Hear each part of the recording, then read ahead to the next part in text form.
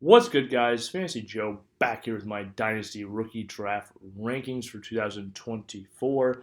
If you guys are new to the channel, make sure you hit that subscribe button, hit that like button, and if you have any questions or comments, drop them in the comment section down below. Check out my mock draft that I did following the NFL draft, so that's an up-to-date mock draft for you already out on the channel. More videos coming to you soon, redraft Dynasty, all that stuff, so hit that subscribe button. Alrighty, so at number one, I have Marvin Harrison Jr. going to Arizona. Really good landing spot for him, quarterback wise, with Kyler Murray, a guy we've already seen be successful for other wide receivers in fantasy. Not much target competition on the roster outside of Trey McBride as well. And with Marvin Harrison's acumen and draft capital, you should expect a 25% plus target share in year one. Two, Malik Nabers going to the Giants. Another guy that should receive a really large target share is an extremely talented player. Not quite the quarterback that Kyler has. So that moves him down to number two on my list, but still extremely talented young player who has, the likelihood of getting a better quarterback here, hopefully relatively soon. Three, Odunze from Chicago, wide receiver three. Rome is paired with Caleb Williams, and while Keenan Allen and DJ Moore are currently there, Keenan Allen's getting a little bit older, 1 to 2 years. You probably expect him to be no longer in the picture there in Chicago or in a very different role. So I do think Rome might take a little bit more time than some of these other guys, but still an extremely talented player with a young quarterback. So that's a good thing you like to see. Four, Lad McConkey. He was a second round pick, but I still have him as a wide receiver four just because I think when you look at their depth chart for the Chargers at wide receiver, he should not only be able to play and start right away, but also should have a really good chance at earning a nice target share in year one and even more moving on. He's a tall wide receiver who's fast and runs good routes. That's a lot of what you're looking for. And like I said, walks into a position with very little competition, so he should thrive. Five, Brian Thomas Jr., Jacksonville. Reason I have him here, he's an extremely talented guy. I think that wide receiver one position, maybe not in year one, but in year two is still available. He's raw, but he's tall. Ran in the 4.3, 6'3", had 17 touchdowns last year in college. I think he can be a wide receiver one, the Jacksonville Jaguars, in not much time. Six, Xavier Worthy. This guy was tough to rank.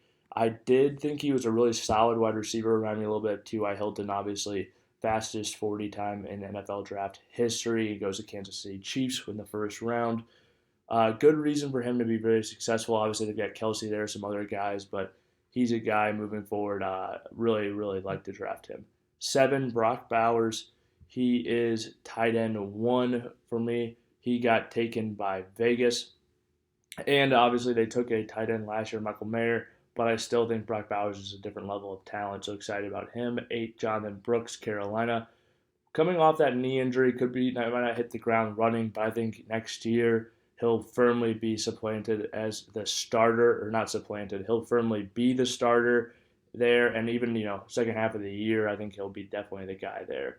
And just not a bunch of competition around him, and they should have to run the ball, even though it's not a good offense. So yeah, I think Brooks was my number one running back coming in. Still view him very highly. Nine, Caleb Williams to Chicago. He's my QB1. I just like taking a lot of, honestly, running backs, wide receivers, types of guys like that ahead of time in Dynasty. If you need a quarterback, though, there's no problem with sliding him ahead of Brock Bowers, Jonathan Brooks, and taking a quarterback if you're a needy team. Another guy, Jayden Daniels. He doesn't have the weapons that Caleb Williams has. Williams is surrounded by stars, but he has that rushing potential that Williams doesn't have. Nearly the same ceiling as far as rushing as Jayden Daniels goes. Number 11, Keon Coleman. First pick of the second round was taken by the Buffalo Bills. Now, he's another guy who's raw and it'll need time to uh, come up to speed in the NFL, but reminds me of the kind of a similar path to what we saw with Christian Watson a few years ago. Super athletic, taken in the first picks of the second round, but needs time to develop, but plays with a good quarterback. So I think he, might take a little bit longer, but is worthy of a first round pick with that destination and the talent you see on film. It just might take a while to come to fruition. 12, Marshawn Lloyd. Reason I have him here is because Josh Jacobs' contract situation. I think he could be involved already in year one in a pretty substantial role. Really loved his film. He's a good pass catcher. He's a good size back as well. Ran well. Really does everything you're looking for in a running back. and had 7.1 yards per carry last year at USC. 13, 14, 15, we've got Trey Benson, Xavier Legette, and Adonai Mitchell. Trey Benson, I would have liked the situation a little bit better if James Conner wasn't there, but he's still a guy who should, have that full workload relatively shortly in Arizona, and that should be an offense. Like we said, Trey Benson, Trey McBride, Marvin Harrison Jr., Kyler Murray, they've got some nice building blocks there for the future. Xavier Legette, first round pick by Carolina, really reminded me of honestly, I just loved his tape, tested off the charts, big guy, almost an A.J. Brown level body. And then you're talking about a guy who produced last year as well. I didn't have the breakout age you're looking for, but when you're looking at production and testing numbers, I think I always love drafting guys at both of those. And he got high draft capital, could be the wide receiver 1 in Carolina before we know it. They took a guy similar to him in Mingo last year, but hasn't, come to everything that we hoped. And I think them taking Legette means that they're either just their type, or maybe they think they didn't hit as big as they wanted to on Mingo last year, so now they're taking another shot at it. Adonai Mitchell, super talented wide receiver in Indy. He'll have to be the wide receiver 2 to Michael Pittman, who just signed an extension there. But still, I think he's a really solid player and has very high upside with his height and his athleticism. And, is a second round pick. So I like Adonai Mitchell. 16, you got Jalen Polk. Reason being, I think he's a guy who could be the number 1 wide receiver in New England, relatively short period of time. And I really liked his tape. I just thought he was a good player and went to a solid position where he can earn targets relatively soon. Ricky Purcell. My main thoughts on Ricky are that unless there's a move on their current depth chart, I don't really love him right now. But with the capital that was spent on him, I think he should be successful for fantasy football.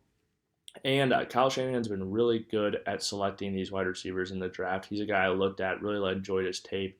He's going to be a good slot receiver in the NFL. And like I said, Kyle Shanahan has been really good at scouting receivers. So I expect this guy to be good. It's just what shakes around that depth chart around him. 18, Jermaine Burton. Loved his tape. Loved that he goes to Cincinnati. Might not be the biggest splash this year, but a guy I love to draft. And I think he could be the wide receiver 2 for Joe Burrow for a really long time. I expect T. Higgins to be gone after this year. 19, J.J. McCarthy. Reason I have him here, he's got some upside, athletic kid, as well as just the situation. Kevin O'Connell offense, Justin Jefferson, Jordan Addison, T.J. Hawkinson, Aaron Jones, 2 good offensive tackles. He is in a position to succeed right away, the likes that we very rarely see rookie quarterbacks placed into. So that's the reason he's so high on this list. 20, Jalen Wright went to Miami. A year from now, I could easily see it being a 1-2 punch of A-Chain and him. With their explosiveness, he's got size as well. Just a really good running back, super explosive. So I like him here, even though he's a 4th round pick. Malachi Corley to the Jets. Good tape, good opportunity to succeed. Mike Williams coming off of that ACL injury. Who knows how long he'll be there. Malachi Corley could very easily be that wide receiver 2 behind Garrett Wilson a year from now. 22, Blake Corum. I think that they will continue to stick with Kyren over him, but he was a good back, and I don't think that they wasted a draft pick on him. I think that he'll get some run. Kyren got everything last year. I do think this will mean Kyren gets spelled a bit more, so it hurts him. And I think Corum, isn't the most exciting player, but he's a solid player in a good offense that has used the running back position to a very high success level in fantasy football in the past. 23, Drake May. I have him my QB4. I do think he needs to develop a little bit, so that's why I have him farther down here. Not a guy I'm really looking to play, in that 1st or 2nd year, really even, of him playing in the NFL. So more of a project, so a very late dynasty pick to me currently. Roman Wilson went to Pittsburgh, had good tape, and the fact that the Steelers drafted him bodes well for him in my mind, as well as Deontay Johnson moving. This is a reinvestment into that position, and they've hit at an extraordinarily high rate. So I do believe in Roman Wilson. Think he's a good pick at the back of your 2nd round. Some honorable mentions I'll throw out there as well. Luke McCaffrey got drafted by the Washington Commanders. He's another name to keep an eye on. I liked his talent. His gauntlet drill is really nice. Just looked good at the combine movement skill-wise, which is some things that can be really hard to fake. Another guy, Bucky Irvin, was a productive running back at Oregon last year. Got taken by the Tampa Bay Buccaneers. We've seen Rashad White be very inefficient. So that's another spot that could potentially be very interesting to me. Those are my 2 honorable mentions. If you guys have made it to this point in the video, please hit that like button, hit that subscribe button, and if you have any questions or comments, drop them in the comment section down below. I'll respond as always. This has been Fantasy Joe. Thank you guys for watching.